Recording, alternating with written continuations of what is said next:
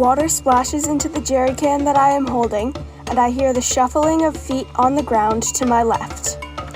I turn to inspect the cause of the noise, and I see a family of 5, a woman with a faint look of fear in her eyes, holding a sleeping baby in one arm, and the hand of a young boy in the other. Trailing behind them were 2 girls that looked to be 7 and 10 years old. The family passes by me, headed towards the village. I remember how around this time 2 years ago, I had also arrived here with my family after my former home had been attacked.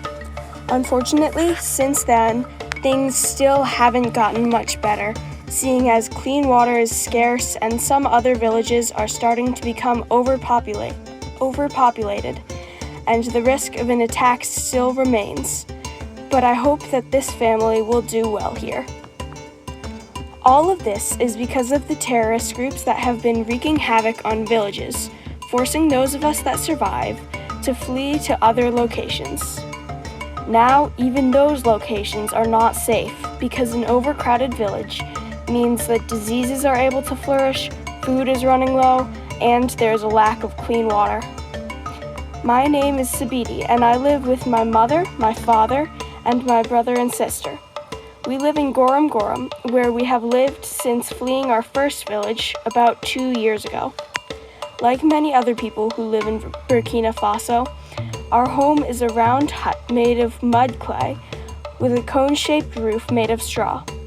The women of my country wear long cotton skirts wrapped around the waist, usually with a colorful t-shirt on top, while the men wear cotton shirts and trousers.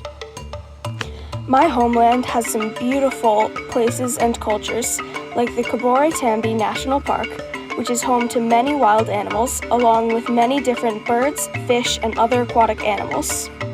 Other great parts of Burkina Faso are the beautiful masks of the Mossi people. These masks were made to depict animals, both real and fantastical, and more specifically, the animal that represents the clan. Imperialism first came to Burkina Faso around 1895, when the Yatenga Empire became a French protectorate, and bit by bit, the rest of the country joined, whether it was forcefully or not. Burkina Faso became independent on August 5th, 1960, under the name Upper Volta, until 1984, when the name was changed to Burkina Faso, which means the land of incorruptible people. There are many issues that need to be addressed in my country, such as women's rights, unstable education systems, the many coups that have occurred over the years, healthcare and water and sanitation issues. But the worst problem is that there have been many attacks from terrorists on villages, resulting in kidnappings, massacres, and many war crimes. As I mentioned before, these things have caused us to flee our homes, which ended up causing water shortages in many populated places, with over 830,000 people in Burkina Faso losing access to safe drinking water in 2022. The attacks have been affecting education as well, and because I am a girl, I was lucky to have been able to go to elementary school. But terrorist attacks have taken away that opportunity from over 1 million other children, with school now being too dangerous.